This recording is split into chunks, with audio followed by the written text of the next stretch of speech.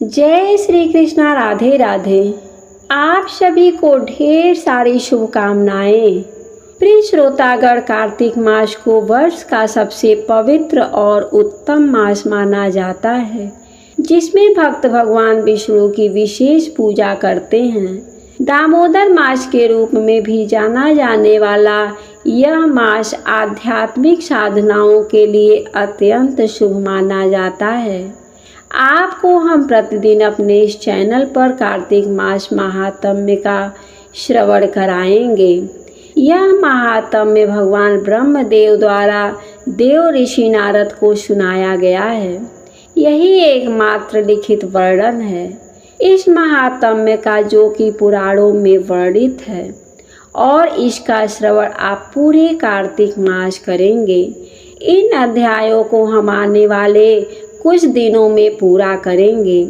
आज आप सुनेंगे कार्तिक मास महात्म्य का 19वां अध्याय। उससे पहले आपको सुनाते हैं कार्तिक स्नान की कथाएं। माता सीता की यह रोचक कथा आपका दिल जीत लेगी, धन के भंडार भर देगी। यह कहानी सीता माता कहती थी और श्री राम इसे सुना करते थे। एक दिन श्री राम भगवान को किसी काम के लिए बाहर जाना पड़ गया, तो सीता माता कहने लगी कि भगवान, मेरा तो 12 वर्ष का नित्यनेम, अब आप बाहर जाएंगे तो मैं अपनी कहानी किसे सुनाऊंगी। श्री राम ने कहा कि तुम कुएं के पाल पर जाकर बैठ जाना और वहाँ जो औरतें पानी भरने आएंगी उन्हें अपनी कहानी सुना देना। सीता माता कुएं की पाल पर जाकर बैठ जाती हैं। एक स्त्री आई, उसने रेशम की जरी की साड़ी पहन रखी थी और सोने का घड़ा ले रखी थी। सीता माता उसे देख कहती हैं कि बहन, मेरा 12 वर्ष का नित्यनेम सुन लो। पर वह स्त्री बोली कि मैं तुम्हारा नित्यनेम सुनूंगी तो मुझे घर जाने में देर हो जाएगी और मेरी सास मुझे डांटेगी। उसने कहानी नहीं सुनी और चली गई। उसकी रेशमी जरी की साड़ी फट गई, सोने का घड़ा मिट्टी के घड़े में बदल गया। सास ने देखा तो पूछा कि ये किसका दोष अपने सिर लेकर आ गई हो। बहू ने कहा कि कुएं पर एक औरत बैठी थी, उसने कहानी सुनने के लिए कहा, लेकिन मैंने सुनी नहीं, जिसका यह फल मिला है। बहू की बात सुनकर अगले दिन वही साड़ी और घड़ा लेकर सास कुएं के पास चली आई। सास को वही माता सीता बैठी मिली, तो माता सीता ने कहा, बहन, मेरी कहानी सुन लीजिए। सास बोली कि एक बार छोड़, मैं तो 4 बार आपकी कहानी सुनूंगी। राम आए, लक्ष्मण आए, देश के पुजारी आए, नित नेम का नेम लाए। आओ राम, बैठो राम, तपी रसोइया जियो राम, माखन मिश्री खाओ राम, दूध बताशा पियो राम, सुत के पल का मोटो राम, साल दुसाला पोटो राम, साल दुसाला ओढ़ो राम। जब बोलूं जब राम ही राम, राम सवारे सबके काम, खाली घर भंडार भरेंगे, सबका बेड़ा पार करेंगे। श्री राम जय जय राम। सास बोली कि बहन, कहानी तो बहुत अच्छी लगी। कहानी सुनकर सास घरे चली गई और उसकी साड़ी फिर से रेशम जरी बन गई। मिट्टी का घड़ा सोने में परिवर्तन हो गया। बहू कहने लगी, सासू माँ, आपने ये सब कैसे किया। सास ने कहा, बहू, तू दोष लगा के आई थी और मैं अब दोष उतार करके आ रही हूँ। बहू ने फिर पूछा कि वह कुएं वाली स्त्री कौन है।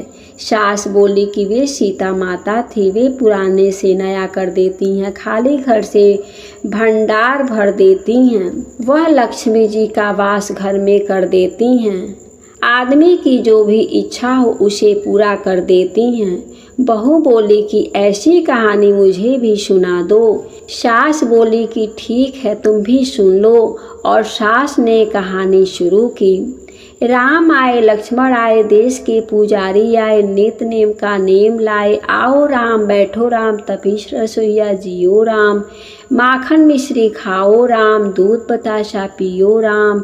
सुत के पल का मोटो राम, साल दुसाला पोटो राम, साल दुसाला ओढ़ो राम। जब बोलूं जब राम ही राम, राम संवारे सबके काम। खाली घर भंडार भरेंगे, सबका बेड़ा पार करेंगे।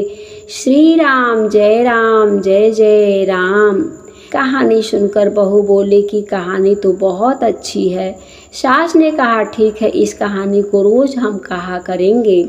अब सास बहू रोज सवेरे उठती, नहाती धोती और पूजा करने के बाद नित्य की सीता की कहानी कहती। एक दिन उनके वहाँ एक पड़ोसन औरत आई और बोली कि बहन जरा सी आग देना। तो वह बोली कि आग तो अभी हमने जलाई ही नहीं है। पड़ोसन ने कहा कि तुम सुबह 4 बजे से उठकर क्या कर रही हो? फिर उन्होंने कहा सुबह उठकर हम पूजा करते हैं, फिर सीता माता का नित्य कहानी कहते हैं। पड़ोसन ने उनकी बात सुनकर फिर कहा कि सीता माता की कहानी कहने से तुम्हें क्या मिला? वे बोले कि इनकी कहानी कहने से घर में भंडार भर जाते हैं, सारे काम सिद्ध हो जाते हैं, मन की इच्छा भी पूरी होती है। पड़ोसन कहती है कि बहन ऐसी कहानी तो मुझे भी सुना दो। फिर वह बोली कि ठीक है, तुम भी यह कहानी सुन लो।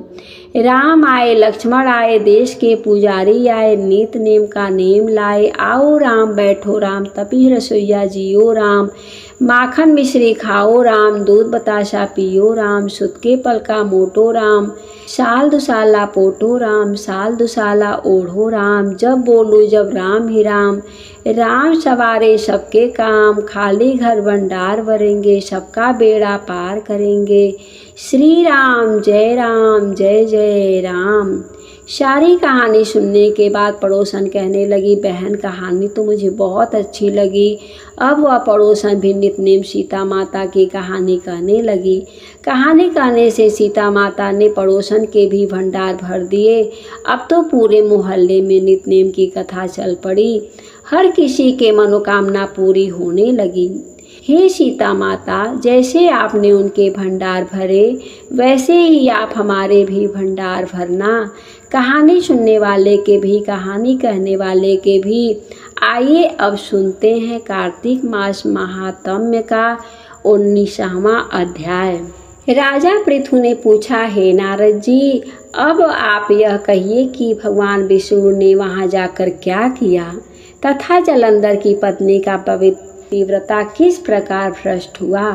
नारद जी बोले, जलंधर के नगर में जाकर विष्णु जी ने उसकी पतिव्रता स्त्री वृंदा का पतिव्रता भंग करने का विचार किया।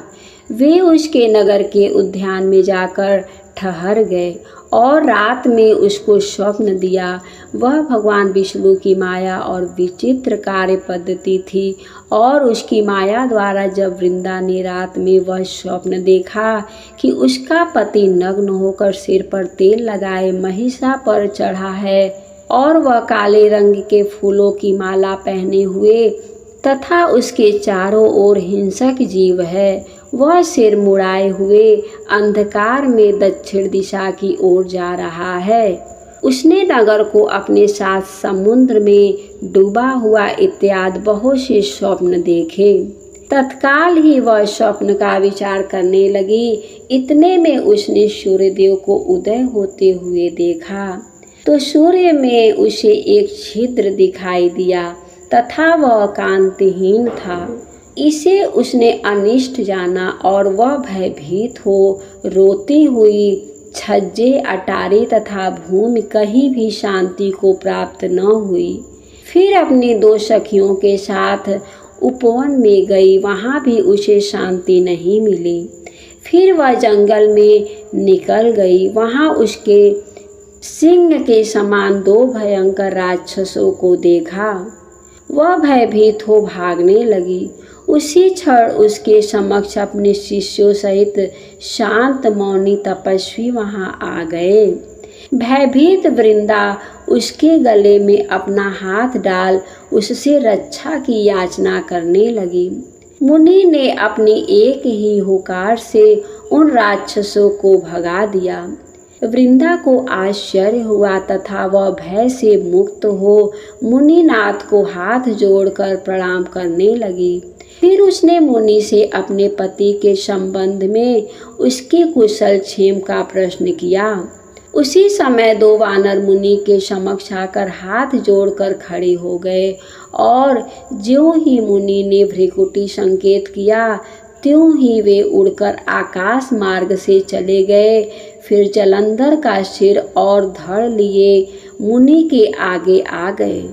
तब अपने पति को मृत्यु हुआ जाना वृंदा मूर्छित हो पृथ्वी पर गिर पड़ी और अनेक प्रकार से दारुण विलाप करने लगी। उसके पश्चात उस मुनि से कहा, हे कृपानिधे, आप मेरे इस पति को जीवित कर दीजिए। पतिव्रता दैत्य पत्नी ऐसा कहकर दुखी श्वासों को छोड़कर मुनीश्वर के चरणों पर गिर पड़ी। तब मुनीश्वर ने कहा, यह शिव जी द्वारा युद्ध में मारा गया है, जीवित नहीं हो सकता, क्योंकि जिसे भगवान शिव मार देते हैं वह कभी जीवित नहीं हो सकता। परंतु शरणागत की रक्षा करना सनातन धर्म है। इसी कारण कृपा कर मैं इसे जिला देता हूँ। नारद जी ने आगे कहा, वह मुनि साक्षात विष्णु ही थे जिन्होंने यह सब माया फैला रखी थी। वह वृंदा के पति को जीवित करके अंतर ध्यान हो गए। जलंधर ने उठकर वृंदा को आलिंगन किया और मुख चूमा। वृंदा भी पति को जीवित हुआ देख अत्यंत हर्षित हुई और अब तक हुई बातों को स्वप्न समझा था।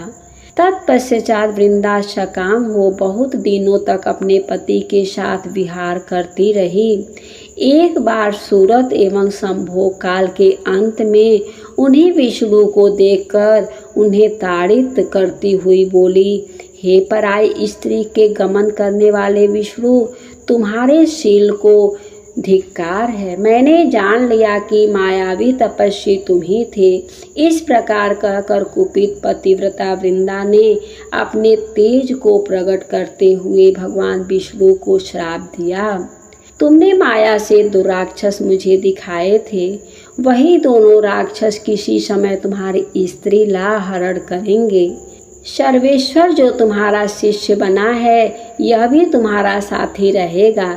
जब तुम अपनी स्त्री के विरह में दुखी होकर विचरोगे उस समय बानर ही तुम्हारी सहायता करेंगे।